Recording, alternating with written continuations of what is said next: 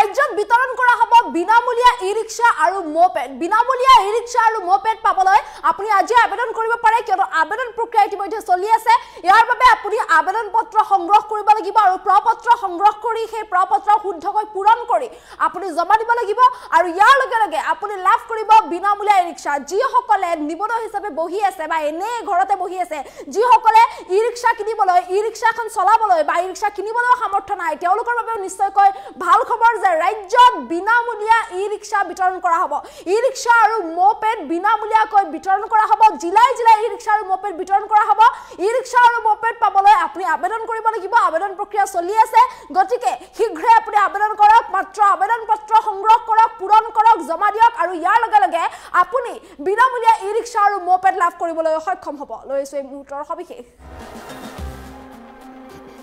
সমগ্ৰ অসমতে বিতৰণ কৰা হ'ব বিনামূলীয়া ই-ৰিক্সা আৰু ম'পেড সমগ্ৰ অসমতে বিনামূলীয়া ই-ৰিক্সা আৰু ম'পেড বিতৰণ কৰা হ'ব জিলাই জিলাই বিতৰণ কৰা হ'ব ই-ৰিক্সা আৰু ম'পেড শীঘ্ৰে সাজু কৰক নথিপত্ৰ ইয়াৰ বাবে আপুনি নথিপত্ৰ সাজু কৰক চলি আছে আবেদন প্ৰক্ৰিয়া সংগ্ৰহ কৰক আবেদনৰ ফৰ্ম প্ৰপত্ৰ আপুনি সংগ্ৰহ কৰক ইতিমধ্যে আবেদন প্ৰক্ৰিয়া চলি আছে ভাষিক সংখ্যালঘু উন্নয়ন পৰিষদৰ পৰা বিতৰণ কৰা হ'ব বিনামূলীয়া ই-ৰিক্সা আৰু ম'পেড প্ৰতিগৰাকী দৰিদ্ৰ লোককে স্বাৱলম্বিতাৰ বাবে দিয়া হ'ব বিনামূলীয়া ই-ৰিক্সা আৰু ম'পেড 30 নৱেম্বৰৰ ভিতৰত সংগ্ৰহ কৰিব লাগিব বিনামূলীয়া ই-ৰিক্সাৰ ফৰ্ম 30 নৱেম্বৰলৈ আপোনাৰ সময় আছে হাতত 30 নৱেম্বৰৰ ভিতৰত আপুনি ফৰ্ম সংগ্ৰহ কৰক আৰু প্ৰপত্ৰ পূৰণ কৰক ডিচেম্বৰ মাহত কৰা হ'ব আবেদনকাৰী অনলাইন ৰেজিষ্ট্ৰেশ্যন ডিচেম্বৰত আবেদনকাৰীয়ে অনলাইন ৰেজিষ্ট্ৰেশ্যন কৰা হ'ব বিনামূলীয়া ই-ৰিক্সা আৰু ম'পেড পাবলৈ কি কি নথিৰ প্ৰয়োজন আপোনাক কি কি লাগিব কি কি প্ৰয়োজন হ'ব তাৰো ইতিমধ্যে যোগ্যতা প্ৰকাশ কৰা হৈছে কিদৰে আপুনি ক'ত আবেদন কৰিব লাগিব সেয়াও আমি আপোনালোকক জনাই আছো বিনামূলীয়াকৈ ই-ৰিক্সা আৰু ম'পেড পাবলৈ আপুনি আয়ৰ প্ৰমাণপত্ৰ দিব লাগিব অৰ্থাৎ আপোনাৰ ইনকাম চাৰ্টিফিকেট আপুনি দিব লাগিব লগতে আপুনি দাখিল কৰিব লাগিব আবেদনকাৰীৰ সকলো বাধ্যতামূলক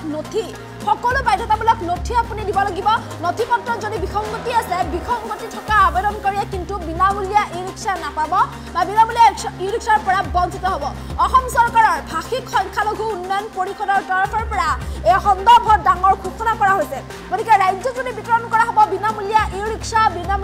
আৰু ম'পেড বিতৰণ কৰা হ'ব জিলাই জিলাই এই ই-ৰিক্সা আৰু ম'পেড বিতৰণ কৰা হ'ব প্ৰতিগৰাকী দৰিদ্ৰ লোকে এই বিনামূলীয়া ই-ৰিক্সা আৰু ম'পেড লাভ কৰিবলৈ সক্ষম হ'ব প্ৰতিগৰাকী দৰিদ্ৰ লোকক স্বাৱলম্বিতাৰ বাবে এই বিনামূলীয়া ই-ৰিক্সা আৰু ম'পেড বিতৰণ কৰা হ'ব যাতে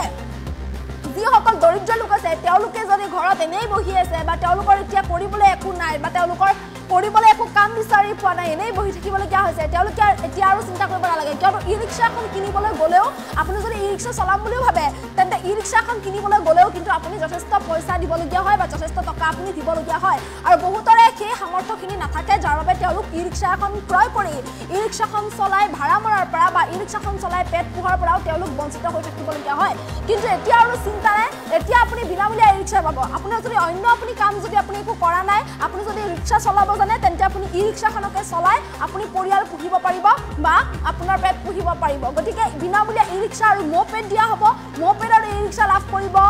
প্ৰতিগৰাকী দৰিদ্ৰ লোকে নিজৰ স্বাৱলম্বিতাৰ বাবে প্ৰতিগৰাকী দৰিদ্ৰ লোকৰ মাজত এই বিনামূলীয়া ই-ৰিক্সা আৰু ম'পেড বিতৰণ কৰা হ'ব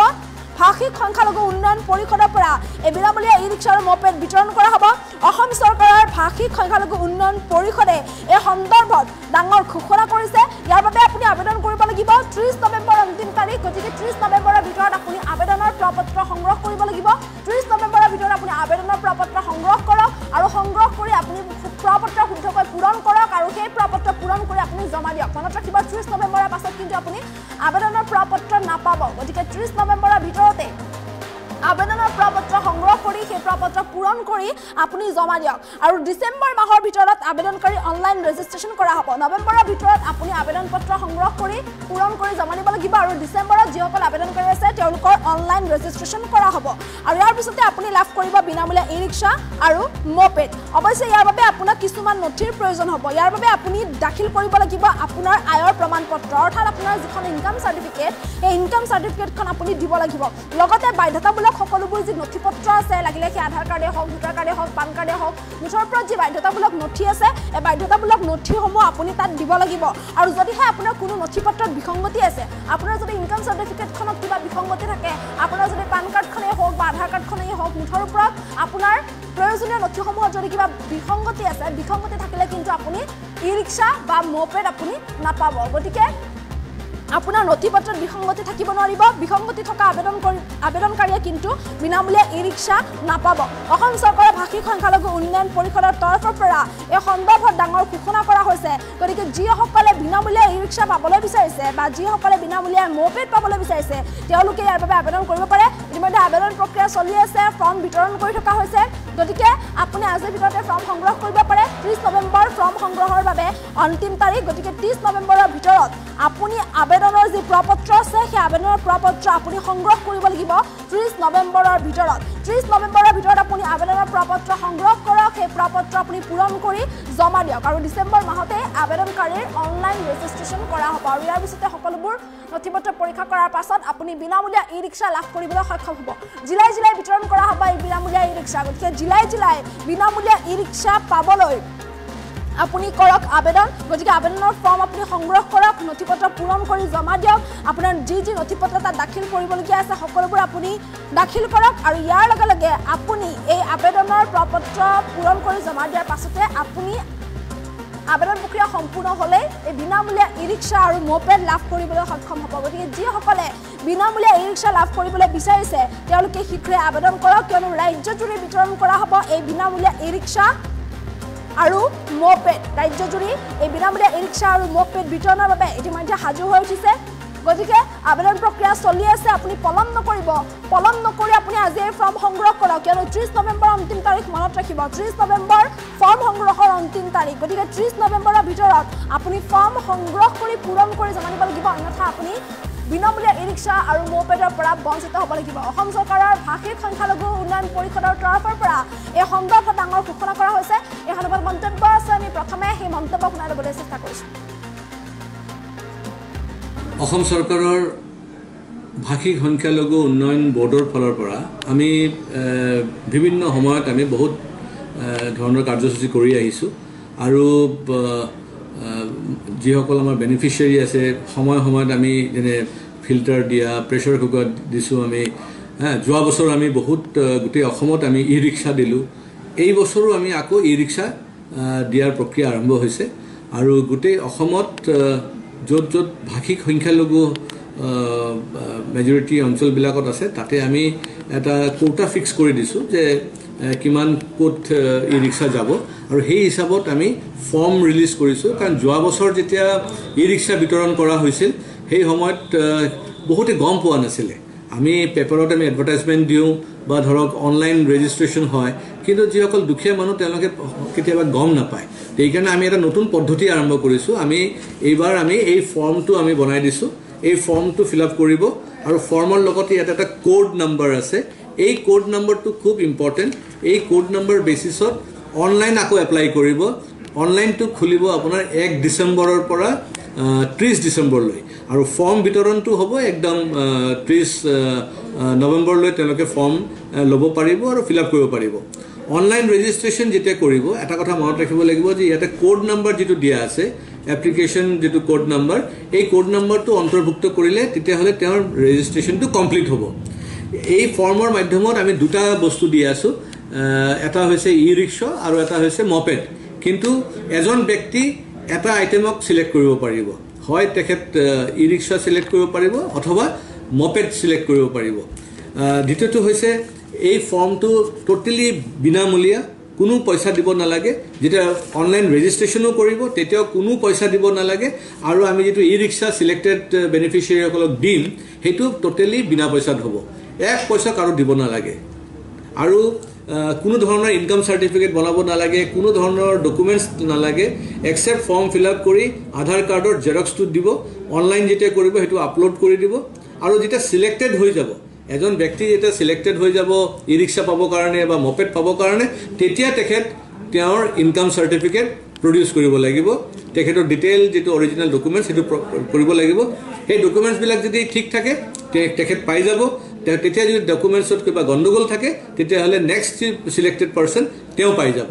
এই কারণে মই ভাবো এটা ভাল স্কিম এটা আহিছে আৰু সকলো ৰাইজক জনোৱাৰ কাৰণে আমি এইখিনি ফৰ্ম বনাইছো আৰু ডিস্ট্ৰিবিউচনৰ কাম ইতিমধ্যে আৰম্ভ হৈছে আমি গোটেই অসমত আমি ডিস্ট্ৰিবিউট কৰি আছো যিসকল ইন্টাৰেষ্টেড 25 বছৰৰ পৰা 50 বছৰৰ ভিতৰত যিসকল ইণ্টাৰেষ্টেড, যিসকলে নিজে হয়তো মপেড চলায় বা নিজে হয়তো ই ৰিক্সা চলায়, তেওঁলোকে এপ্লাই কৰিব। আৰু সিন্স এই ই ৰিক্সাটো টোটেলি বিনামূলীয়া, কোনো পইচা লোৱা নহ'ব, তাৰ কাৰণে তেওঁলোকে এইটো বিক্ৰী কৰিব নোৱাৰে। 3 বছৰৰ কাৰণে তেওঁলোকে বিক্ৰী কৰিব নোৱাৰিব, তেওঁলোকে লিজতো দিব নোৱাৰিব, নিজে চলাব লাগিব। আৰু যিসকলে নকৰিব তেতিয়াহ'লে কিন্তু আকৌ আইনী প্ৰক্ৰিয়াত হয়তো তাতে একশ্যনো ল'ব, সেইটো দিয়া আছে। সেইকাৰণে মনত ৰাখিব, যেতিয়া এপ্লিকেশ্যন ফৰ্মটো পাব তাৰ পিছফালে ইয়াতে গোটেই গাইডলাইনটো দিয়া আছে। ভালকৈ গাইডলাইনটো পঢ়ি পেলাই যদি এপ্লাই কৰে, মোৰ এটা ধাৰণা ফৰ্ম তেতিয়া ৰিজেক্ট নহয়। ফৰ্মটো এভেইলেবল হৈ আছে বৰ্তমান? ফৰ্ম এভেইলেবল হৈ আছে, আৰু যদি আমাৰ অফিচৰ পৰা ডাইৰেক্টলি ল'ব বিচাৰে গুৱাহাটীত, তাৰ পৰাও ল'ব পাৰিব। আমাৰ যি অফিচ ষ্টাফ আছে তেওঁলোকে কণ্টেক্ট কৰিব পাৰিব, বা আমি বিভিন্ন ঠাইত আমি আমাৰ ব্যৱস্থা কৰি আছোঁ মানে পৌঁছাই দিয়াৰ কাৰণে। কিন্তু এটা কথা মনত ৰাখিব, এই ফৰ্মটো জেৰক্স কৰিব নোৱাৰে, ফটোকপি কৰিব নোৱাৰে, আৰু এই ফৰ্মটো টোটেলি বিনামূলীয়া। অসম চৰকাৰৰ ভাষিক সংখ্যালঘু উন্নয়ন বোৰ্ডৰ ফালৰ পৰা আমি বিভিন্ন সময়ত আমি বহুত ধৰণৰ কাৰ্যসূচী কৰি আহিছোঁ। আৰু যিসকল আমাৰ বেনিফিচিয়াৰী আছে, সময়ে সময়ত আমি যেনে ফিল্টাৰ দিয়া, প্ৰেছাৰ কুকাৰ দিছোঁ আমি। যোৱা বছৰ আমি বহুত গোটেই অসমত আমি ই ৰিক্সা দিলোঁ। এই বছৰো আমি আকৌ ই ৰিক্সা দিয়াৰ প্ৰক্ৰিয়া আৰম্ভ হৈছে। আৰু গোটেই অসমত য'ত য'ত ভাষিক সংখ্যালঘু মেজৰিটি অঞ্চলবিলাকত আছে, তাতে আমি এটা কোটা ফিক্স কৰি দিছোঁ যে কিমান ক'ত ই ৰিক্সা যাব, আৰু সেই হিচাপত আমি ফৰ্ম ৰিলিজ কৰিছোঁ। কাৰণ যোৱা বছৰ যেতিয়া ই ৰিক্সা বিতৰণ কৰা হৈছিল, সেই সময়ত